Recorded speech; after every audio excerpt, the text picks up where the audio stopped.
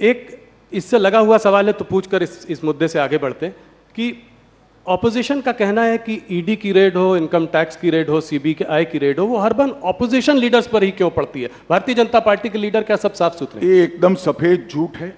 मैं देश की जनता के सामने कहना चाहता हूं, मोदी जी के प्रधानमंत्री बनने के बाद काले धन पर कठोर कार्यवाही हुई है।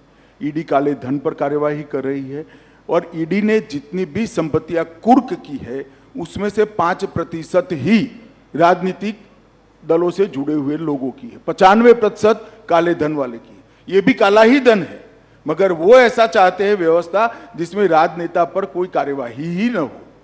मैं आपको स्पष्टता से बताना चाहता हूं कि 95% कार्यवाही ऐसे लोगों पर हुई है जो राजनीति से जुड़े हुए ही नहीं, और ये बिल्कुल सरासर। और ममता जी के मंत्री के घर से 51 करोड़ रुपया मिलता है, कांग्रेस के सांसद के घर से 355 करोड़ मिलता है।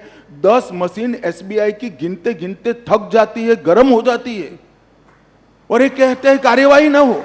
भैया, कार्यवाही का सवाल मत उठाओ। तेरे सांसद के घर से 350 करोड़ कहां से आया, वो सबसे बड़ा सवाल है। ममता के मिनिस्टर के घर से 55 करोड़ कहां से आया, वो बड़ा सवाल है। क्या समझते हो, जनता कुछ देखती नहीं है? तो क्या नोटों की गड्डियां भरने के लिए मेटाडोर लाने पड़ते, एक मेटाडोर छोटा पड़ गया, दूसरा मेटाडोर रात को 4 बजे लाना पड़ा। ये कहां जाने वाला था पैसा? राहुल बाबा बता सकते हैं देश की जनता को? ये 355 करोड़ जो कांग्रेस के सांसद के घर से पकड़े, किसके? इसका जवाब देना चाहिए उनको। और बाद में ईडी कार्यवाही नहीं करे, ऐसा नहीं होगा।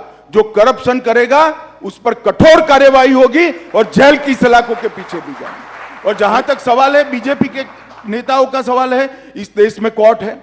जब हम ऑपोजिशन में थे, ढेर सारे पीआई लगाए थे आपके खिलाफ, आपकी सरकार के खिलाफ। 12 लाख करोड़ के घपले, घोटाले, भ्रष्टाचार किए थे।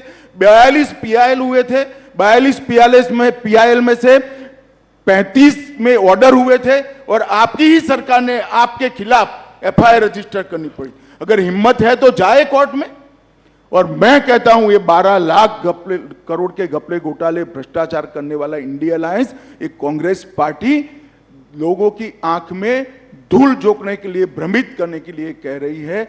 वास्तविकता है 23 साल से नरेंद्र मोदी जी मुख्यमंत्री और प्रधानमंत्री रहे हैं, उन पर 25 पैसे का आरोप देश में आज तक कोई नहीं लगा सकता। ये वास्तविकता। तो अमित जी, क्या आप देश की जनता को आश्वस्त करेंगे कि अगर इस तरह के कोई नेता जिन पर कार्रवाई चल रही है वो पलटकर बीजेपी भी ज्वाइन करते हैं? भाई, आश्वस्त करने की जरूर नहीं भैया। राहुल, तुम भी पत्रकार हो, तुम चले जाओ कोर्ट में कि फला नेता का ये काला भ्रष्टाचार है, आप इस पर कार्रवाई। कोर्ट सबको ऑर्डर देती है, तुम ही चले जाओ ना, छोड़ो इंडिया अलायंस। मैं सिर्फ सवाल पूछने तक ही सीमित रखता हूं अपने रोल को।